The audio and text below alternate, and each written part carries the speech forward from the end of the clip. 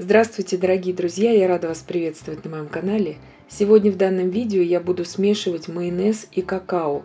Звучит это немножко странно, может быть, на первый взгляд, но в итоге у меня получится вот такой шикарный шоколадный бисквит с бархатистой, тонкопористой структурой, который буквально тает во рту, не требует пропитки, получается влажным и сочным и готовится из самых простых продуктов, самым простым способом, ручным миксером, и получается с первого раза.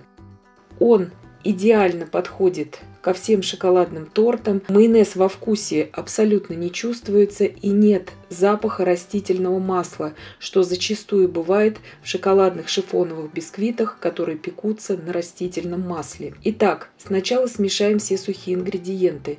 Здесь у меня 250 грамм муки и 50 грамм какао-порошка.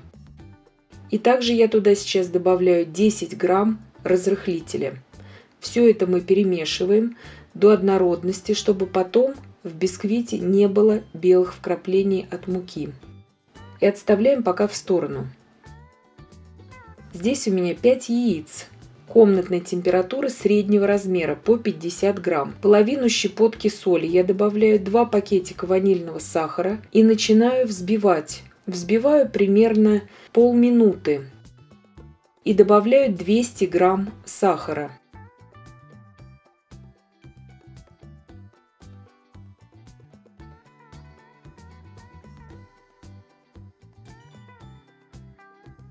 Как только мы добавили весь сахар, я сейчас выключаю миксер и добавляю 25 грамм кукурузного крахмала, просто чтобы он не разлетался в сторону. И взбиваю теперь дальше, примерно 3 минуты. Крахмал, добавленный вот таким образом, он придает дополнительную влажность бисквиту и удерживает вес бисквита после выпекания, то есть бисквит так не высыхает. Прошло у меня примерно 4 минуты. Теперь я добавляю туда 200 грамм майонеза. Майонез у меня обычный, то есть майонез здесь не нужно брать обезжиренный, я беру обычный провансаль.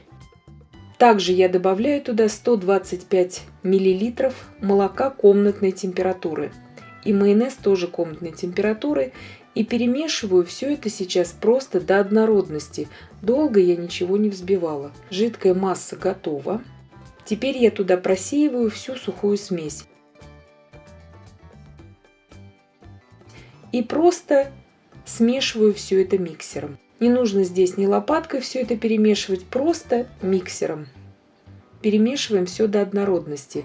Духовка у меня уже разогрета на 150 градусов Цельсия. Вот такое тесто в итоге у меня получается. Тесто достаточно жидкое, то есть это так и должно быть. Выпекать при более высокой температуре я не советую, потому что шоколадные бисквиты зачастую поднимаются горкой. Вот такого плана я имею в виду бисквиты. И много очень веса бисквита уйдет именно в горку. Форма у меня здесь по 20 сантиметров. Лучше всегда выпекать в двух формах. Он быстрее пропекается, более однородно и ровно. И ставлю сейчас выпекаться на 30-35 минут. У меня прошло 35 минут. Бисквиты выпеклись. Я сейчас их проверила уже деревянной шпажкой. Шпажка выходит сухая и чистая.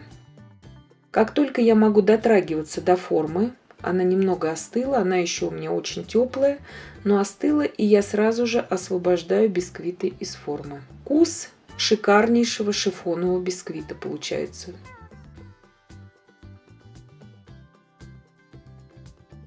И очень такой влажный, хороший получается, бархатистая структура у бисквита.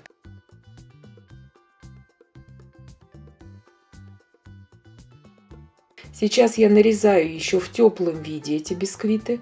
Нарезать буду кондитерской струной. Вы также можете и ножом его нарезать, и ниткой, как вам удобнее. Но я много лет пользуюсь кондитерской струной. Вот так вот сразу еще в теплом виде он нарезается. Я сейчас померяю своим стареньким термометром 60 градусов Цельсия. Практически у меня сотые деления там западают, но термометр у меня правильный. И И вот так вот он, смотрите, на разломе выглядит. Эта шапочка здесь у меня получилась от одного бисквита. Она мне не понадобится в следующем торте. В следующем видео я буду собирать торт уже с этими бисквитами. И вот такая структура у коржей. Коржи изумительно вкусные на вкус. В нашем детстве наши мамы много выпечки пекли на майонезе именно. И всем советую попробовать. Очень бюджетный вариант и вкус просто изумительный получается. И я надеюсь, что видео было полезным и познавательным. Подписывайтесь на мой канал, ставьте лайки, пишите комментарии. Я всем желаю больших успехов и до встречи в новых видео.